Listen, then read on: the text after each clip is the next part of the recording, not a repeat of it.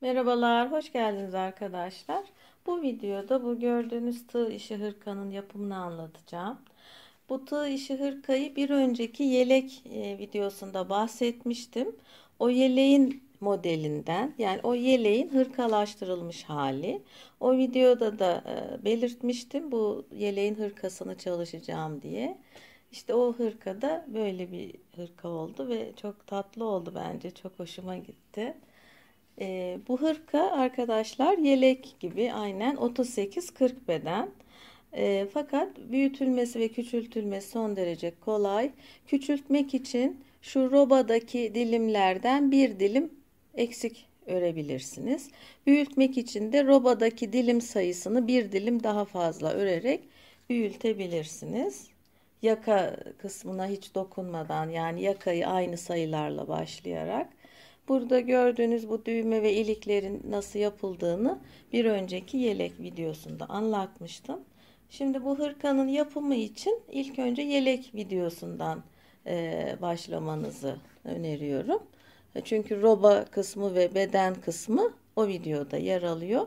Daha sonra o yeleğin aynısına bu şekilde kollar ekleyerek hırka haline getiriyoruz. Bu hırka için arkadaşlar yaklaşık 6 yumak, 100 gramlık 6 yumak gerekiyor. Ee, Bu şekilde. Evet. Şimdi yapılışına geçelim. Evet arkadaşlar, hırkanın örülüşünün başlangıcı böyle yelek şeklinde, bir önceki videoyla tamamen aynı. Bütün sayıları her şeyiyle tamamen bir önceki yelekte videoda yer alan yelekte ördüğüm şekilde ördüm. Buna sadece kolları ekleyince hırka haline gelecek. O yüzden başlangıç vesaire örülmesi için bir önceki videodan bakacağız. Sonra bu videoyla kollarla devam edeceğiz. Bu hırkada kullandığım iplik şöyle, çok sık kullandığım bir iplik, Catania. Rengi de çok hoşuma gitti. Böyle bir vizon grisi, birçok şeyle kullanılabilecek bir renk. Şöyle boyunu da göstereyim. Renk numarası çift 0406. Belki aynı renk yapmak istersiniz. Kullandığım tığ da 4 numara 2,5 milimetre tığ. Evet. Şimdi kollardan başlayacağız arkadaşlar. Şuradan şöyle gördüğünüz gibi buradan kolları böyle döne döne örerek hırkamızı tamamlayacağız. Evet, bir önceki videoda yer alan yeleğimiz de buydu arkadaşlar. Belki videoya daha önce göz atmışsınızdır. Şöyle bakın. Evet, aynı model. Modeli çok sevdiğim için hem yeleğini hem hırkasını çalıştım. Evet, buna kollar eklendiğinde direkt hırka haline gelecek. Dilerseniz yeleğini, dilerseniz hırkasını örebilirsiniz ya da her ikisini de örebilirsiniz benim gibi. Evet, şimdi kolların yapılışına başlayalım. Evet arkadaşlar, kolun birini ördüm ben bu şekilde. Şimdi bunun üzerinden anlatımı yapacağım. Şimdi şurada bitirmiştik kolu, yeleği örerken şu kısımda. Şöyle bakın.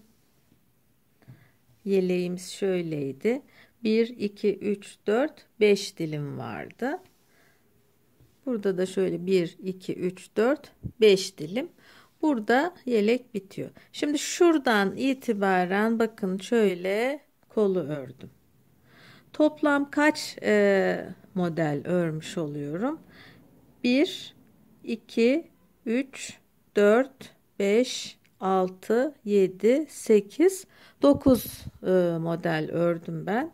Kendi kol uzunluğuma göre şuradan başlayacak şekilde. Şimdi kol gördüğünüz gibi buradan itibaren daralıyor. Bu daralma işlemini de şuradaki üçlü trabzan sırasında yapıyoruz. Eksiltme işlemini şu sıralarda yapıyoruz. Şimdi burada ilk başta 17 dilim olarak başladık. Yani şu ilk kolu ördüğüm dilim 17 dilim derken şu örnekleri kastediyorum. Yani şunlar 1, 1, 2, 3, 4 şeklinde saydığımız şu çiçekler 17 tane ilk bölümde. Sonra devamında eksilerek gidiyor. Onu da şöyle çıkardım. Şuradan ekran görüntüsü alabilirsiniz. Şöyle birinci dilimde 17 desen var. Şöyle göstereyim. Yani şu bölümde 17 tane şu 1, 2, 3, 4 diye saydığımız model çiçek grubu var. Sonra ikinci dilimde 16'ya düşüyoruz. Yani bir tane eksilmiş oluyor. Şurada 16 dilim var. Sonra üçüncü dilimde 15. Ondan sonra dördüncü dilimde tekrar 15. Hiç eksiltme yapmıyoruz. Çünkü her dilimde bir tane eksiltecek olsam kol böyle gittikçe iyice daralacak. O yüzden ayarlamayı bu şekilde yaptım. Evet. Şimdi şunu şöyle göstereyim. En son bitişinde 9. dilimde 11 tane desen var. Şu. Yani şu en son kısımda 1, 2, 3, 4, 5, 6, 7, 8, 9, 10, 11 tane desen var. Bu şekilde kolumuzu bitiriyoruz. Bu kol genişliği de gayet uygun oluyor. Evet. Şimdi bu eksiltme sıralarında yani dilim şu modelden eksilteceğimiz sıralarda şu üçlü trabzanlardan 6 tane eksik yapıyoruz. Çünkü neden? Her bir dilim 6 tane trabzan içeriyor. Yani şuradaki 6 tane trabzan üzerine bir dilim konuyor. O yüzden bir böyle desen eksiltmek için 6 tane trabzan eksiltiyoruz. Evet, şimdi başlayalım.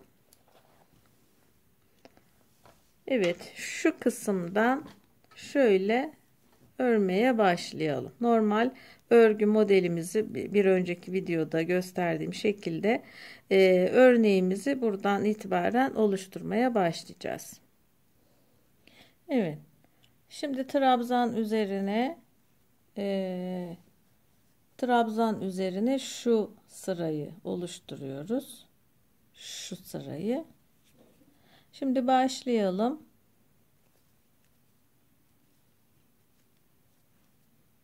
İki zincir çekiyorum. Model anlatımı zaten bir önceki videoda var. Yani birinci video diyeyim. Hırkanın birinci videosu diyeyim. Yani yelek videosunda. Evet. Bir, iki tane atlıyorum. Üçüncüye batıyorum.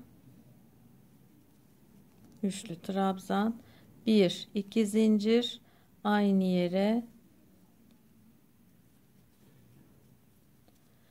Bir, iki zincir. Bir, iki atlıyorum. Üçüncüye. Bir, iki zincir. Bir, iki zincir atlıyorum. Üçüncüye batıyorum. Bir, iki zincir. Aynı yere batıyorum. Bir, iki zincir. Şu şekilde bakın. Bir, iki atlayıp diğerine batıyorum. Evet. Şimdi burada dilim oluşturuyoruz arkadaşlar. Az önce de dediğim gibi kolun ilk sırasında bunlardan 17 tane yapılacak. Yani birinci sırada şurada gösterdiğim gibi şimdi 17 taneyi yapacağız. Evet, bu sırayı tamamlayalım. Evet, sıranın sonuna geliyoruz arkadaşlar. Burası kol altında zincir çekerek oluşturduğum bölüm. Şu hani 12 zincir çekmiştik hatırlarsanız. Oraya geldik.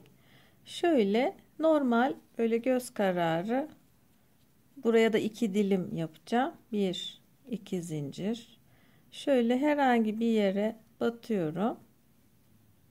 1 2 burada çünkü trabzan olmadığı için şurada hani öyle göz kararı yapıyorum o dilimleri. Evet, 1 2 zincir. Şöyle bir yere batalım. 1 2 Şuraya batıyorum. Şöyle battım. 1 2 zincir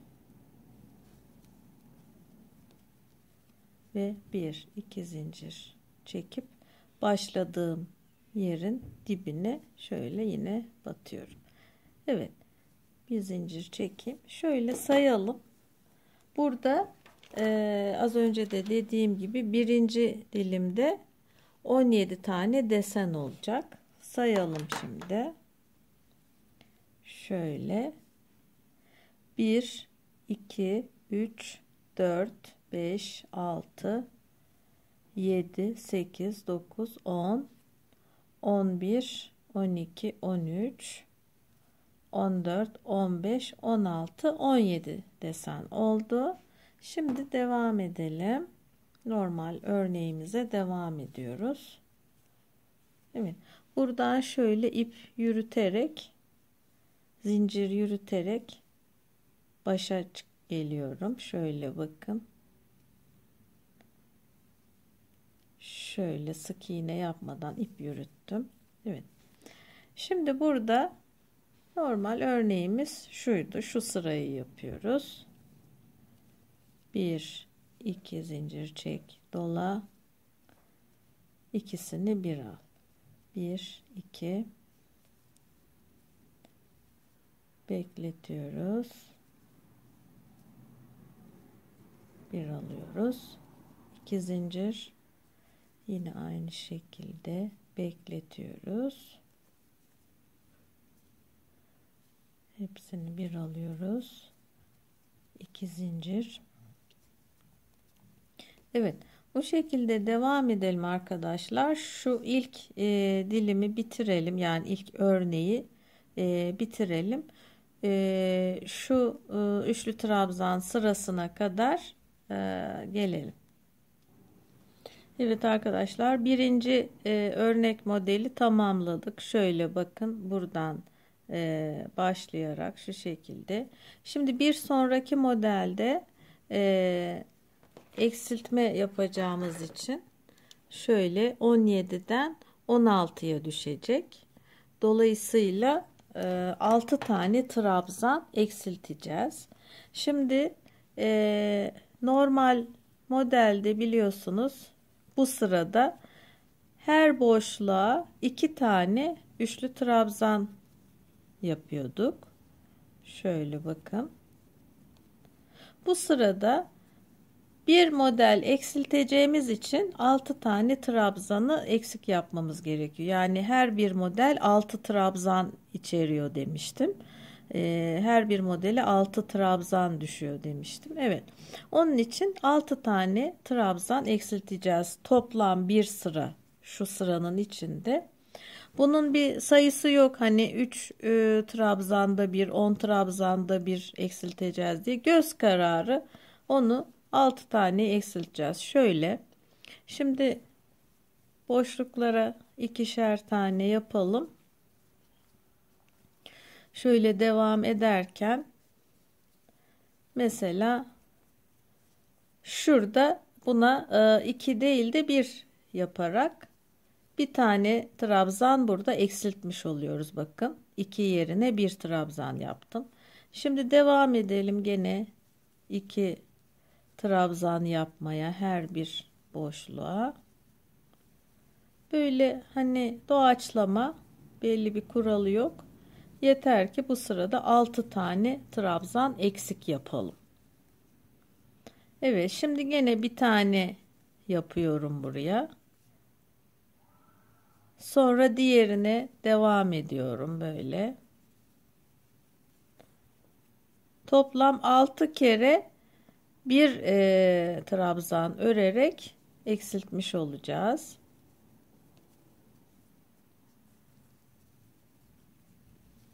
Evet. Devam edelim. Evet. Yine buraya 2 yerine 1 yapıyorum. Böyle. Devam edelim. Evet. Bu şekilde hani doğaçlama ara ara bir motif bir trabzan eksik yapıyoruz boşluklara. Böylelikle toplamda bu sırada 6 trabzan eksiltmiş olacağız. Şimdiye kadar ne kadar eksik yapmışım? Bakın burada bir tane yapmışım. Bir eksilmiş oluyor. Şöyle bakalım. Burada da bir tane yaptım. 2 eksilmiş oldu. Şöyle bakalım. Burada da bir tane yaptım. 3 tane eksilmiş oldu. Aynı işlemi 3 kez daha tekrar edip bu sırayı tamamlayacağız ve bir sonraki modeli aynen normal örneğimiz olarak örmeye devam edeceğiz. Evet, şimdi kolun 2 desenini bitirmiş olduk. 2 modelini. Şu birinci model, bu da ikinci model. Burada 17 tane çiçek deseni vardı. Yani şu desenler 1, 2, 3, 4, bu 17 idi. Sonra ikinci dilimde ikinci dilime geçmeden önce şu üçlü trabzan sırasında 6 tane trabzan eksilttik. Böyle doğaçlama aralıklı olarak. Dolayısıyla burada bir tane şu desenden eksik yaptık. Burada 17 desen var. Burada 16 desene düştü. Şunlar 1, 2, 3, 4, 16 tane burada. Şimdi 3. desene geçerken 3. dilimde 15 tane desen var. Dolayısıyla burada gene şu üçlü trabzanları yaparken 6 tane trabzan eksik yapacağız. Onun herhangi bir şeyi yok. Hani 3 trabzanda bir eksilteceğiz gibi bir şey değil. Doğaçlama yapıyoruz. 1, 2, 3 zincirle başladım. Evet, iki trabzan dolduruyorum boşluklara. Ara ara böyle. Evet, şimdi burada bir tane yaptım. 2 yerine. Dolayısıyla bir trabzan eksiltmiş oldum. Devam edelim. 2 trabzana. Evet. Bunun aralıklarını kafamıza göre ayarlıyoruz, bu eksiltme aralıklarını. Herhangi bir kuralı yok. Evet, şimdi gene bir tane yapıyorum ve hemen diğerine geçiyorum. Evet, bu şekilde 6 trabzan eksiltelim ve 3. dilimdeyken 15 desen olarak modelimize devam edelim. Evet arkadaşlar, 3 dilimi tamamladık kolda. 1, 2, 3 dilim. Şimdi birinci dilimde 17 desen var. İkinci dilimde 16. Üçüncü dilimde 15 desen. Şöyle 17, 16, 15. Şimdi dördüncü dilimi yaparken gene dördüncü dilim 15 desen olacak. Dolayısıyla şurada trabzanları yaparken herhangi bir eksiltme yapmayacağız. Aynı şekilde devam edeceğiz.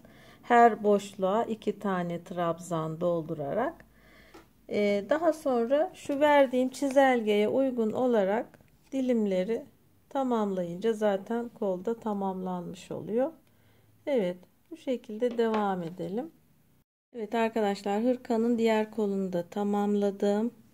Aynen diğer kol gibi şöyle ilk başlangıçtan itibaren 1, 2, 3, 4, 5, 6, 7, 8, 9 dilim olarak tamamladım. Evet, kol uçlarına da bu yaptığım işlemi, oya işlemini birinci videoda, yelek videosunda anlatmıştım. Düğmelerinde, iliklerinde orada anlatmıştım. Evet, hırkamız tamamlanmış oldu. Çok tatlı bir hırka oldu bence. Böyle dantel görünümlü. Evet, umarım faydalı bir video olmuştur. Diğer projelerimde görüşmek üzere. Şimdilik hoşça kalın.